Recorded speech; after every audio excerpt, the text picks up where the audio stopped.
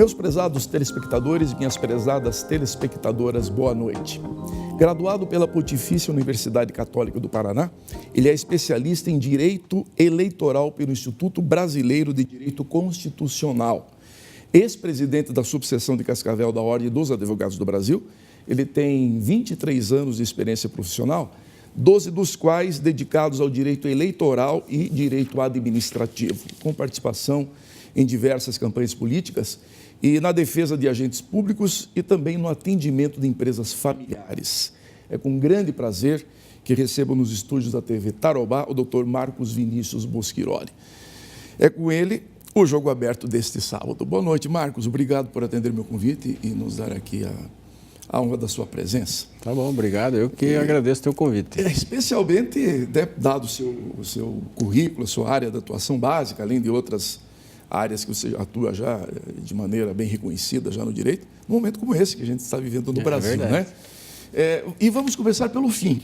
Pelo fim que eu digo, é pelo fim iminente do mandato da presidente Dilma Rousseff, cujo destino agora está nas mãos dos senadores para seu julgamento definitivo por crimes de responsabilidade. E tudo indica, pelo noticiário, pelas informações de observadores privilegiados da cena jurídica, política lá de Brasília, tudo indica que o processo terá curso no Senado, já existem os votos necessários para que o processo seja instaurado, seja, enfim, admitido também lá, e que isso vai redundar no afastamento, por hora, temporário da presidente da República. Essa é a visão que você tem também? Sem dúvida. Claro que o que eu tenho lido e o que a gente tem estudado exige cautela, mas eu conto com esse governo cumprindo agora formalidades apenas. Estado terminal? Estado terminal, vai se encerrar, o Senado vai aprovar, ela vai ser afastada 180 dias. A partir daí, eu não sei se ela vai renunciar ou se ela, como está prometendo, vai brigar pelo mandato até o seu final, exigindo uma nova manifestação do Senado, desta feita por 2/3. Eles avaliam hoje que teriam chance nesses 2/3, sinceramente não acredito, porque 6 meses fora do poder, este quadro se esvai ainda mais do que está. Então, acredito que esse governo acabou. E ela impõe ao país o sacrifício que é até uma coisa assim, que fica de uma maneira até odiosa, né?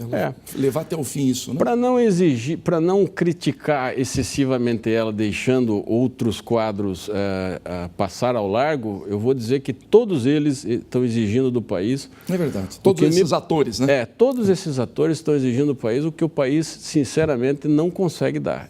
Muita exigência, muito esforço nosso para um resultado muito pífio do lado de lá. É verdade. Agora, Marcos, você analisou profundamente, detalhadamente as argumentações técnicas e jurídicas que embasam esse processo? Analisei, fui olhar a lei. Tem algumas coisas que nos escapam. Eu teria que ver o processo em si, montado, para, por exemplo, analisar se as suplementações orçamentárias foram de fato... As chamadas pedaladas fiscais, né? Pedalada seria ainda diferente, porque a pedalada é o atraso... O atraso do repasse do dinheiro para os bancos públicos, né? Me parece que nisso não há crime de responsabilidade, não há crime contra o orçamento. Já na questão envolvendo suplementação orçamentária, seria necessário que nós tivéssemos a informação precisa de... Gastou-se mais do que o Congresso autorizou. Muito bem, há crime de responsabilidade. Ou como eles dizem, eles, que eu digo a defesa da Dilma, por sinal, muito bem feita pelo Cardoso. Advogado-geral da União, bem feita pelo Cardoso. Eu tenho recebido elogios por isso.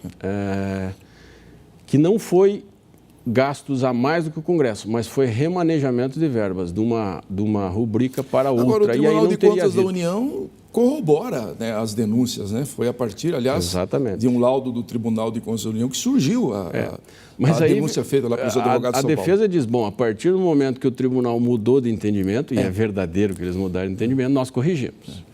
Então é difícil saber. O único ponto que eu entendia sob o ponto de vista jurídico é esse ponto, que eu não tenho certeza sobre ele. Certo. Então prefiro dizer, não sei se havia essa motivação. Agora, tem todo o envolvimento político, tem toda uma outra questão. Comprovado o fato de que ela realmente emitiu decretos determinando suplementações orçamentárias à revelia do Congresso, é um crime de responsabilidade. Aí seria crime passível de perda de mandato. Sem sombra de dúvida. Certo.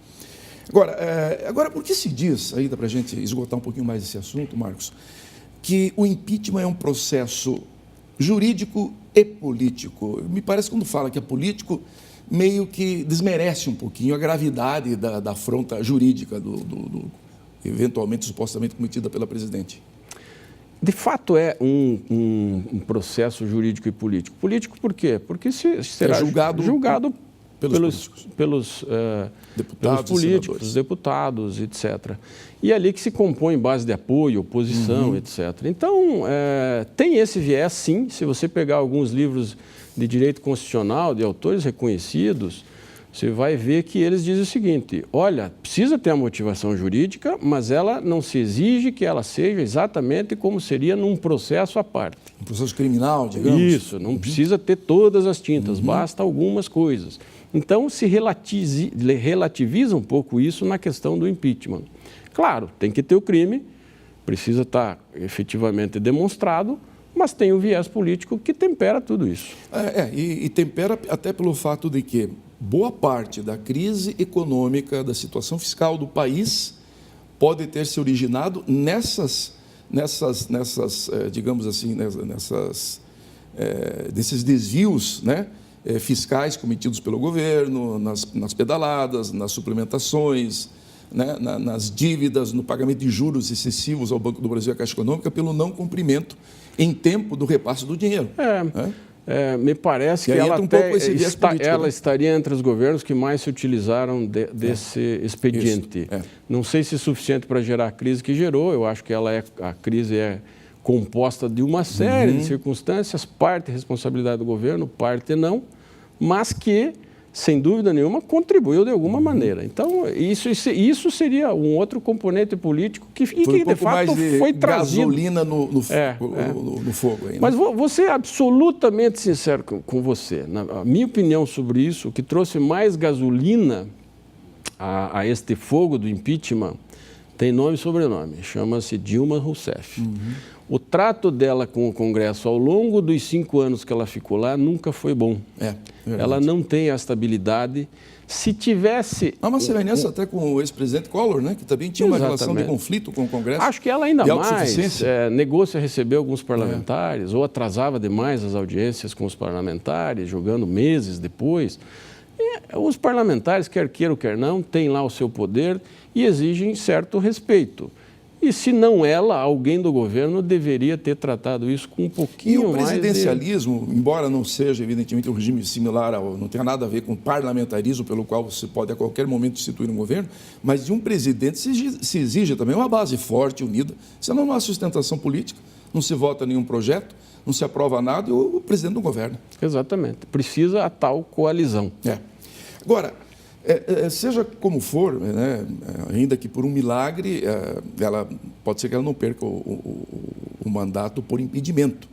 Mas existem outros 4 processos tramitando no Tribunal Superior Eleitoral, nesse caso, por supostas irregularidades na prestação de contas da campanha de 2014, que também pode, ao final, determinar a cassação. Daí já não é mais impedimento, mas é a cassação, né, da chapa aí formada pela Dilma e pelo Michel Temer. Quer dizer, isso está aí no horizonte também, né? Está no horizonte, não só dela, como do Michel Temer. Eles já protocolaram lá um pedido de divisão das contas. Eu vou ser sincero com você, eu nunca vi isso na minha vida. Para tentar salvar a pele do Michel, né? De qualquer forma, eu de novo... preciso tomar cuidado no que eu falo desse processo, porque eu busquei todas as informações possíveis, mas tem algumas coisas que ficam faltando para a gente. É certo que... Aliás, os processos estão na fase inicial, né? Nem o Supremo ainda... A gente pode ter algumas conclusões. Por exemplo, receberam dinheiro das empreiteiras que estão envolvidas na Lava Jato? Sim, receberam. Alguns delatores dizem, não, esse dinheiro é da propina. Pois é. Mas se você pegar o caixa das empreiteiras e o caixa de campanha, você vai ver que tem lá uma saída de doação e uma entrada. Então, o aspecto... de contábil estaria legal. E acho que pode ser uma saída para o TSE, principalmente no caso de ficar o Michel Temer presidente. E por que pode ser uma saída? Até mesmo porque a doação, eu vou falar agora como leigo, Marcos, um determinado candidato recebe um dinheiro aparentemente legal, ele registra que recebeu. Agora, como é que ele vai identificar, no momento que ele recebeu, se parte daquele dinheiro provém de algo escuso? Exatamente, não tem como saber. E aí nós entramos numa discussão que não tem fim. Sabia, não sabia, não sabia. Nós não vamos saber nunca se sabiam ou não sabiam. Falando, bom, a situação da Dilma é mais ou menos assim, se ficar o bicho come, se correr o bicho pega, né? Agora, falando em dinheiro de corrupção, dinheiro esse, nesse caso aqui, todo envolvendo as propinas dos escândalos da Petrobras, chegamos ao assunto Lava Jato. Qual é a sua opinião? Para a gente encerrar esse bloco a respeito da Operação Lava Jato. Bom, é possível que ela seja um marco divisório nessa tradição de tolerância que a sociedade brasileira sempre encarou a questão da corrupção? Ela tem vários vieses. O primeiro, não sei, vamos esperar acabar para ver se de fato vai ser um marco divisório. Hoje parece ser, mas ela traz também outros componentes. Ela exacerbou no Brasil algo que já era forte, de uma espécie de demonização do Estado. O problema do país é a corrupção no governo. Nós sabemos que não é uma parte do problema, porque a corrupção graça solto não só no governo, como nas relações interprivadas. Sem dúvida. Ok? Então, de vez em quando, a gente vê uma empresa... É um problema cultural nacional. Terrível. E aí não vou, então, nem citar o exemplo, porque era isso que eu queria chegar, que é cultural. E promove uma impressão de que o Estado é ruim por completo, que também não é. Também não é. Ele tem lá graves defeitos, mas tem algumas qualidades que precisam ser reconhecidas. Nos últimos 30 anos, nós vemos uma constante evolução, apesar de todos esses percalços. Mas tem ficado uma impressão muito ruim que são abusos cometidos pelo juiz Sérgio Moro contra direitos e preceitos fundamentais esculpidos na Constituição que não podem ser admitidos. Defendo ele, acho que faz um excepcional trabalho, isso precisa ficar registrado, mas quando avança e quando abusa, todo mundo fica preocupado porque a própria operação fica em risco e mais... Nós ficamos todos preocupados, porque não é o direito, vamos citar exemplos aqui, do Lula ou do Marcelo Odebrecht que está sendo ferido. É o nosso direito. Você acha que o exagero nesse caso, você quer dizer que seria um instituto, um instrumento da prisão preventiva para efeito de obter a delação? É isso? Você acha que o juiz está exagerando a mão nesse ponto? Exagera, não é de agora, é bom que se registre. O juiz Sérgio Moro faz isso há muitos anos. Não foi com o Lula a primeira vez. Ele havia feito mais de uma centena de vezes na Operação Lava Jato.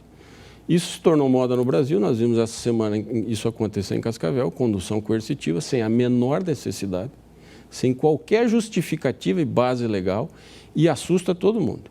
Isto é algo que, se não assusta, se aqueles defensores do combate à corrupção acham que isso está certo, cuidado. Cuidado. Pimenta nos olhos dos outros é refresco, né? Nós vamos a um rápido intervalo. Já retornamos entrevistando o advogado Marcos Vinícius Bosquiroli, do Jogo Aberto desse sábado. Até já.